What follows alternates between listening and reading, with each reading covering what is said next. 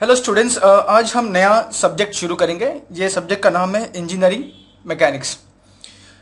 ये मैकेनिक्स शुरू करने से पहले हम देखते हैं कि हमारे 11th 12th फिजिक्स में, हमारे 11th 12th फिजिक्स जो हमने पढ़ा था उसमें हमने क्या क्या चीज़ पढ़ा था हम लोगों ने। ठीक है, उसमें अगर याद करोगे तो फिजिक्स में हमने पढ़ा था कि व्हाट इज इलेक्ट्रिसिटी, फिर हमने पढ़ा व्हाट इज मैग्नेटिक फील्ड के बारे में पढ़ा था हम लोगों ने। उसके बाद हमने ये भी पढ़ा कि हीट क्या होता है, थर्मल। उसके बाद हमने पढ़ा फ्लूइड मैकेनिक्स के बारे में, थोड़ा सा पढ़ा था फ्लूइड के बारे में। ठीक है, उसके बाद हमने देखा करंट भी देखा था। उसके बाद हमने वेव्स के बारे में पढ़े थे, वेव्स। हमने फिर देखा कि फोर्स के बारे में भी हमने देखा कि फोर्स क्या होता है, जैसे फ्रिक्शनल फोर्स और वगैरह वगैरह सब देखा हमने। तो ये सब चीज़ें जो है हमने हमारे 11th और 12th के फिजिक्स में हम ऑलरेडी कर चुके। मैकेनिक्स क्या है? मैकेनिक्स जो है वो थोड़ा डिटेल स्टडी करता है किसके बारे में? फोर्स के बारे में। ठीक है, मैकेनिक्स क्या करेगा? तो डिटेल स्टडी करेगा फोर्स के बारे में। तो मैकेनिक्स जो है, तो मैकेनिक्स जो हमारा सब्जेक्ट है वो क्या रहेगा अगर हम उसको समझने की कोशिश करें? तो mechanics is a branch of science which deals with forces and their effects on body। ठीक है, तो स्पेसिफिकली हम जब फोर्स के बारे में पढ़ेंगे और उनका इफेक्ट हमारे बॉडीज पे क्या है, जिस बॉडी पे ये फोर्स एक्ट हो रहा है, राइट, तो उसका इफेक्ट बॉडी पे क्या हो रहा है। जब भी हम ये वर्ड सुनते हैं ना, इफेक्ट, तो मतलब forces and their effect on bodies, तो जब भी हम सुनते हैं इफेक्ट तो हमारे दिमाग में क्या आता है कि ये जो फोर्स है, ये फोर्स जब बॉडी पे एक्ट होगा तो डिफरेंट टाइप्स ऑफ इफेक्ट आ सकता है। जैसे फॉर एग्जांपल हम ये सोचते हैं कि बॉडी का जो लेंथ है वो इंक्रीज हो जाएगा, बॉडी का लेंथ इंक्रीज हो जाएगा। ठीक है, दूसरा हम ये भी सोचते हैं कि भाई हो सकता है कि लेंथ जो है बॉडी का वो डिक्रीज हो जाए, ये भी एक टाइप का इफेक्ट है, फोर्स का इफेक्ट बॉडी पे।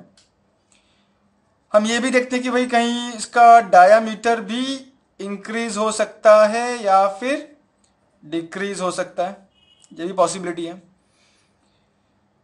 ये भी पॉसिबिलिटी है कि फोर्स की वजह से बॉडी जो है वो मेरा क्या हो जाए, वो बेंड हो जाए। ये भी पॉसिबिलिटी है कि फोर्स की वजह से बॉडी जो है वो क्या हो जाए, वो ट्विस्ट हो जाए, मुड़ जाए। ठीक है, ये भी पॉसिबिलिटी है कि फोर्स की वजह से मेरा जो बॉडी है वो फाइनली क्या हो जाए, ब्रेक हो जाए। तो ये सब पॉसिबिलिटीज हैं। ठीक है, force and their effect on bodies में ये सब पॉसिबिलिटीज हैं कि फोर्स की वजह से बॉडी का लेंथ इंक्रीज हो जाए, डिक्रीज हो जाए, डायमीटर चेंज हो जाए, इंक्रीज डिक्रीज, या फिर बॉडी बेंड हो जाए, ट्विस्ट हो जाए, या फिर ब्रेक हो जाए। ठीक है, और भी इफेक्ट्स हैं जो फोर्स की वजह से होता है बॉडी पे। जैसे फॉर एग्जांपल अगर मेरा बॉडी पहले से मूव हो रहा है, मोशन में है, तो हम फोर्स अप्लाई करके बॉडी को रेस्ट में ला सकते हैं। ठीक है, राइट। नेक्स्ट इफेक्ट ये भी हो सकता है कि अगर कोई बॉडी पहले से ही रेस्ट में है तो हम उस पर फोर्स अप्लाई करके बॉडी को मोशन में भी ला सकते हैं। तो ये कुछ मोटे मोटे इफेक्ट्स हैं जो हमारे जहनों में आता है जब भी हम सुनते हैं ना कि force and their effect on rigid या फिर ऑन बॉडीज बोलो, तो हमको ये सब चीजें हमारे जहन में आता है। ठीक है, अब अगर ये इफेक्ट्स को जो मैंने यहाँ पे लिस्ट डाउन किया है, अगर हम उस पर थोड़ा सा देखें ठीक से, तो हमें क्या नजर आता है कि ये जो इफेक्ट है, ये इफेक्ट, इसमें क्या हो रहा है, बॉडी का जो शेप एंड साइज जो है, क्या हो रहा है, बॉडी का शेप एंड साइज चेंज हो रहा है। इसमें देखो, लेंथ इंक्रीज होगा तो मतलब बॉडी का शेप साइज चेंज होगा, डिक्रीज होगा तो भी होगा, बेंड होगा तो भी होगा, ब्रेक होगा तो भी होगा। तो ये सारे इफेक्ट्स में क्या हो रहा है, बॉडी का शेप एंड साइज चेंज हो रहा है। और ये जो इफेक्ट्स है यहाँ पे, ठीक है, बॉडी का रेस्ट में होना या फिर बॉडी का मूव होना, इसमें जो बॉडी का शेप एंड साइज जो है, shape and size does not change, क्या होता है, वो चेंज नहीं होता यहाँ पे। ठीक है, तो वही देख रहे हैं यहाँ पे, देखो हमने क्या किया, यहाँ पे इफेक्ट्स को हमने लिस्ट डाउन किए। तो कुछ इफेक्ट्स ऐसा है जहां पे शेप एंड साइज बॉडी का चेंज होता है, कुछ इफेक्ट ऐसा है जहां पे शेप एंड साइज बॉडी का चेंज नहीं होता। तो ये जो इफेक्ट्स हैं, ये सारे इफेक्ट जिसमें मतलब बॉडी का शेप एंड साइज चेंज होता है, उसे हम क्या कहते हैं, उसे हम कहते हैं डिफॉर्मेशन। बॉडी डिफॉर्म हो गया। और ये जो इफेक्ट है ना 7 एंड 8, इसमें जहां पे बॉडी का शेप एंड साइज चेंज नहीं होता, उसको हम क्या कहते हैं, स्टेट ऑफ द बॉडी। क्या कहते हैं, स्टेट ऑफ द बॉडी। ठीक है, स्टेट ऑफ द बॉडी कहेंगे उसको। तो ये इफेक्ट के ना दो टाइप के इफेक्ट्स हैं, एक तो डिफॉर्मेशन, राइट, दूसरा state of the body. Body का स्टेट क्या, अगर बॉडी मूव हो रहा है तो वो रेस्ट में आ गया, तो रेस्ट में होना बॉडी का स्टेट है, one of the state of the body. Move हो रहा है, मोशन में है, वो भी one of the state of the body है। ठीक है, तो फोर्स जब किसी बॉडी पे एक्ट होगा तो क्या होगा, डिफॉर्मेशन होगा या फिर state of the body change होगा। ठीक है, state of the body change होगा मतलब क्या, अगर बॉडी ऑलरेडी रेस्ट में है तो मोशन में आएगा, अगर ऑलरेडी मोशन में है तो रेस्ट में आएगा, या फिर उसका अगर ऑलरेडी मोशन में है तो फोर्स लगने की वजह से उसका वेलोसिटी एक्सेलरेशन चेंज होगा वगैरह वगैरह। लेकिन वो सब केस में अगर बॉडी रेस्ट में आ रहा है या फिर मोशन में आ रहा है, कुछ भी होने दो, लेकिन उसमें उसका शेप एंड साइज चेंज नहीं होता बॉडी का। ठीक है, तो ये सारे इफेक्ट है। तो मैकेनिक्स जो है, अब क्वेश्चन उठता है कि मैकेनिक्स कौन सा इफेक्ट के बारे में पढ़ता है, हम इस सब्जेक्ट में कौन सा इफेक्ट के बारे में पढ़ेंगे, क्या हम डिफॉर्मेशन के बारे में पढ़ेंगे या फिर स्टेट ऑफ द बॉडी के बारे में पढ़ेंगे। ठीक है, तो mechanics always talk about forces and their effect on the state of the body.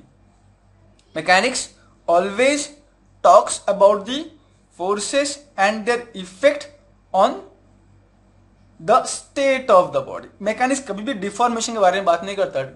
Mechanics कभी ये नहीं बोल सकता कि भाई फोर्स एक्ट हो रहा है एक बॉडी पे तो क्या उसका लेंथ चेंज होगा, इंक्रीज होगा, डिक्रीज होगा, डायमीटर क्या होगा, क्या वो बेंड ट्विस्ट, इसके बारे में बिल्कुल मैकेनिक्स बात नहीं कर सकता, कुछ भी नहीं बोल सकता मैकेनिक्स इसके बारे में।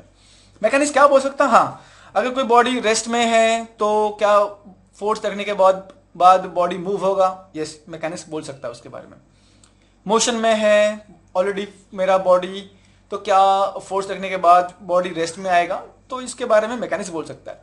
मैकेनिक्स ये भी बोल सकता है कि अगर मेरा मोशन ऑलरेडी है तो फोर्स लगने के बाद क्या उसका वेलोसिटी चेंज होगा या एक्सेलरेशन चेंज होगा, इसके बारे में बात कर सकते हैं। ठीक है, तो मैकेनिक्स क्या होता है कि in engineering mechanics we talk about या फिर we study about forces and their effects on the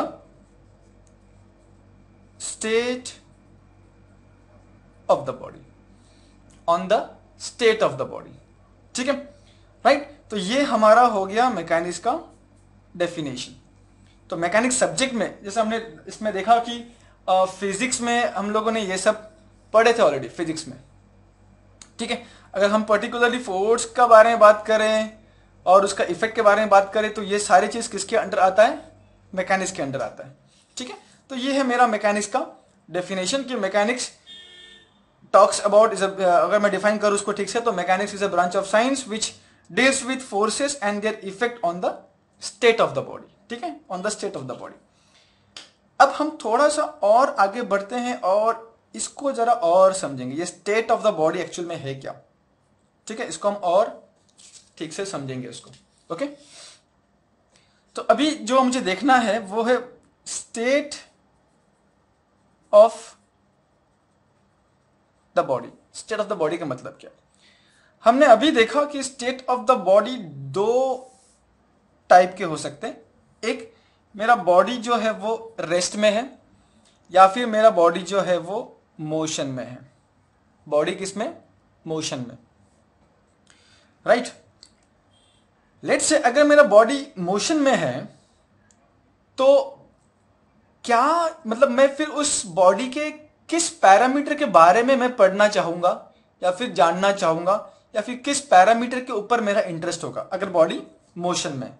ठीक है, अगर लेट से बॉडी मेरा मोशन में है तो उसमें मैं इंटरेस्टेड किस में रहूंगा कि भाई बॉडी का वेलोसिटी क्या है। दूसरा, मैं किस में रहूंगा इंटरेस्टेड कि बॉडी का एक्सेलरेशन क्या है, कांस्टेंट है, जीरो है, वेरिएबल है, क्या है। मैं किस में इंटरेस्टेड रहूंगा कि भाई बॉडी का डिस्प्लेसमेंट कितना हो रहा है। ठीक है, मैं किस में रहूंगा इंटरेस्टेड कि कितने टाइम तक बॉडी मोशन में है। ठीक है, उसके बाद मैं किस में इंटरेस्टेड रहूंगा कि भाई बॉडी का पोजीशन क्या है, फिक्स है कि चेंज हो रहा है, चेंज हो रहा है तो कैसे हो रहा है। तो ये सब पैरामीटर्स के ऊपर मेरा फोकस रहेगा जब मेरा बॉडी मोशन में रहेगा।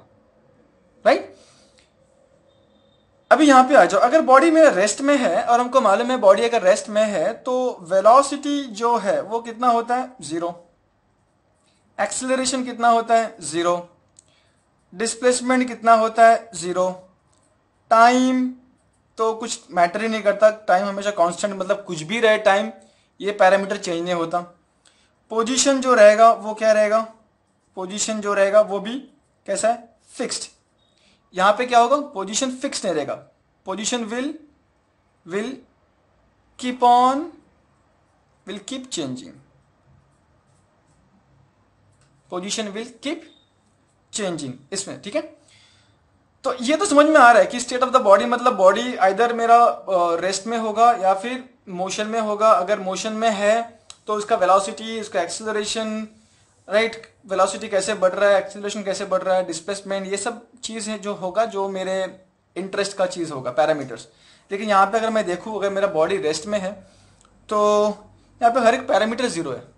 तो फिर मैं इस रेस्ट में, जब मेरा बॉडी रेस्ट में रहेगा तब मैं किस चीज़ पे मैं फोकस करूँगा, मेरा इंटरेस्ट क्या रहेगा।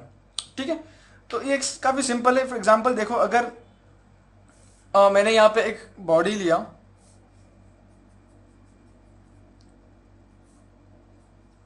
यहाँ पे मैंने लेट से 25 न्यूटन का फोर्स अप्लाई किया, ये फोर्स की वजह से बॉडी मूव होगा। ठीक है, अब इसको बैलेंस करने के लिए मुझे एक फोर्स अप्लाई करना पड़ रहा है, P। तो मुझे ये जानना पड़ेगा कि ये जो पहले जो बॉडी मूव हो रहा था, अभी ये फोर्स अप्लाई करने से बॉडी रेस्ट में आ गया, तो ये जो मेरा फोर्स है उसका वैल्यू कितना होगा। तो ये चीज मुझे अननोन फोर्स वो फोर्स जो मेरे बॉडी को रेस्ट में मेंटेन कर रहा है। ठीक है, तो अननोन फोर्स का वैल्यू कितना होगा। लेट्स से फॉर एग्जांपल अगर मैं ऐसा देखूं कि यहाँ पे एक और फोर्स एक्ट हो गया, यहाँ पे लेट्स से 50 न्यूटन। ठीक है, और यहाँ पे एक और फोर्स है, लेट्स से P2, ये P1। तो चारों फोर्स मिलके इस बॉडी को क्या कर रहा है, रेस्ट में मेंटेन कर रहा है। ठीक है, रेस्ट में है, बॉडी मूव नहीं हो रहा है। तो अगर चारों मिलके बॉडी को रेस्ट में मेंटेन कर रहा है, ठीक है, ये मेरा बॉडी है, तो ये जो अननोन फोर्स है P1 P2 उसका वैल्यू कितना होगा, निकालो। ठीक है, तो रेस्ट में अगर बॉडी होता है तो हम देखते हैं कि अननोन फोर्स जो है मोस्टली उसके ऊपर ही फोकस करते हैं हम, कि भाई कितना फोर्स एक्ट होगा और कितना कैसे एक्ट होगा, उसका डायरेक्शन क्या होगा, उस पर फोकस करेंगे। और बाकी अगर मोशन में है तो इसमें कोई सवाल ही नहीं उठता कि इसमें तो हम आराम से वेलोसिटी हमारा रहता है कि मेन वेलोसिटी निकालो, एक्सेलरेशन निकालो, डिस्प्लेसमेंट निकालो, टाइम निकालो एंड पोजीशन निकालो। ठीक है, तो ये था स्टेट ऑफ द बॉडी। तो what is mechanics? Mechanics is a branch of science which deals with forces and their effects on the state of the body। State of the body में ये आ गया, रेस्ट आ गया, motion आ गया। ठीक है, अब rest के अंदर ये चीज पढ़ेंगे और मोशन के अंदर ये सब चीज पढ़ेंगे।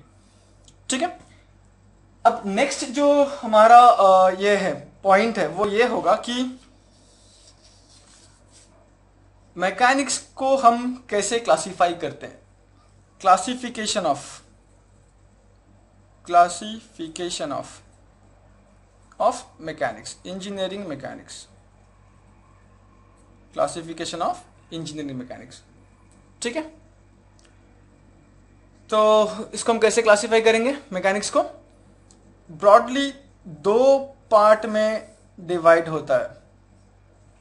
एक हम कहते हैं स्टैटिक एंड डायनामिक्स, ठीक है, static dynamics. So basically mechanics can be broadly classified into static and in dynamics, ठीक है। अगर स्टैटिक है इसका मतलब क्या, मेरा बॉडी जो है बॉडी रेस्ट में, और अगर डायनामिक्स बोल रहा हूं मतलब बॉडी मेरा कैसा है, मोशन में, ठीक है। अब आगे जाके ये डायनामिक्स का फिर से दो कैटेगरी बनता है, एक kinematics and kinetics, kinematic and kinetics, ठीक है। तो काइनेमेटिक्स में हम, काइनेमेटिक्स किसका क्लासिफिकेशन है, डायनामिक्स, राइट। तो अच्छा, इसको हम कैसे डिफाइन करेंगे स्टैटिक्स को? So static is a branch of mechanics which deals with forces and their effect on the body when it is at rest, when it is at rest। ये कैसा हो जाएगा कि it's a branch of mechanics, dynamics is a branch of mechanics which deals with forces and their effect on moving bodies, effect on moving bodies, ठीक है। तो body move हो रहा है यहाँ पे मोशन में, इसका दो कैटेगरी है, काइनेमेटिक्स एंड काइनेटिक्स। दोनों में डिफरेंस क्या है यहाँ पे कि यहाँ पे डिफरेंस क्या रहेगा दोनों में, यहाँ पे डिफरेंस क्या होगा काइनेमेटिक्स एंड काइनेटिक्स में? इसमें हम लोग मास ऑफ द बॉडी को कंसिडर नहीं करते, मास ऑफ द बॉडी को कंसिडर नहीं करते, और यहां पे क्या होगा, we consider mass of the body, ठीक है। क्या होगा, we consider mass of the body. जैसे फॉर एग्जांपल अगर मैं देखूं यहां पे, अगर मैं इक्वेशन यूज करता हूं, let's say v is equal to u plus a t, दूसरा इक्वेशन है let's say s is equal to u t plus half a t square, v square is equal to u square plus 2as। ये सब equation में हम देखेंगे कि यहाँ पे किधर भी मास नहीं है, मास नहीं है, या फिर वेट भी नहीं है उसका, ठीक है, वेट भी नहीं है, राइट। यहां पे अगर हम देखें तो अगर लेट्स से मैं फोर्स यूज करता हूं, एक लेट्स से ये न्यूटन का second law, F is equal to m है, यहां पे हम देखोगे कि मास, या सॉरी मास यहां पर है, ठीक है। तो काइनेमेटिक्स में हम लोग मास को कंसीडर करते हैं, और यहां पे क्या होगा, मास को हम कंसीडर नहीं करते। So kinematics is independent of mass, kinematics is what, independent, independent of mass. और काइनेटिक्स क्या रहेगा, it is dependent on mass. तो मास का असर काइनेटिक्स में पड़ता है, और मास का असर काइनेमेटिक्स में नहीं पड़ता, ठीक है। तो ये था बेसिक क्लासिफिकेशन मैकेनिक्स का। तो इसमें हमने क्या देखा यहाँ पे कि हमने यहाँ पे क्या देखा कि ये मैकेनिक्स जो है वो क्या है, वो force and their effect on state of the body है, ठीक है। मैकेनिक्स सिर्फ किसके बारे में बात करेगा, it will talk about the state of the body, ठीक है। ये हमारा डेफिनेशन था engineer mechanics, we talk about the forces and the effect on state of the body. फिर हमने देखा कि ये स्टेट ऑफ द बॉडी क्या होता है, फिर उसमें देखा कि स्टेट ऑफ द बॉडी मतलब it can be at rest और it can be in motion, right, okay. फिर ये सब चीज़ें थे हमने कवर किया इसमें। फिर लास्ट में हमने देखा कि क्लासिफिकेशन ऑफ मैकेनिक्स, मैकेनिक्स में क्या है, स्टैटिक रहेगा, दूसरा डायनामिक्स रहेगा। स्टैटिक मतलब बॉडी रेस्ट में, डायनामिक्स मतलब बॉडी मोशन में। इसका फिर से डायनामिक्स का दो कैटेगरी बनता है, काइनेटिक्स एंड काइनेमेटिक। काइनेटिक मतलब it is independent of mass, sorry kinematic मतलब independent of mass, and kinetic मतलब डिपेंडेंट ऑन मास, ठीक है। नेक्स्ट लेक्चर में हम लोग देखेंगे कि कैसे हम फोर्स को डिफाइन करेंगे कि मैकेनिक्स में कैसा है।